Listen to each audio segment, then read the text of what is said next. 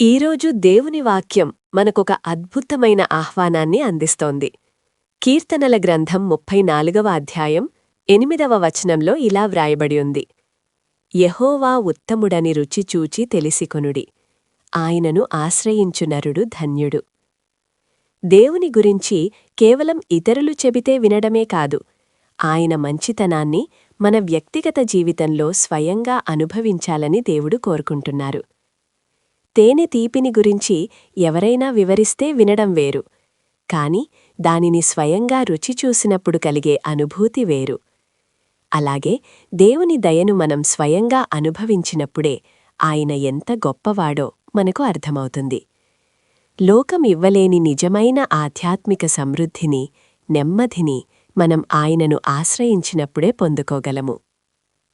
ప్రార్థన. ప్రభువా, నీ మంచితనాన్ని నా దైనందిన జీవితంలో అనుభవించేలా నాకు సహాయం చేయండి. ఈరోజు నేను నిన్నే నా ఆశ్రయంగా ఎంచుకుంటున్నాను. నీమీద నమ్మకముంచడం వల్ల కలిగే ఆశీర్వాదాలను, శాంతిని బట్టి నీకు కృతజ్ఞతలు. ఆమేన్.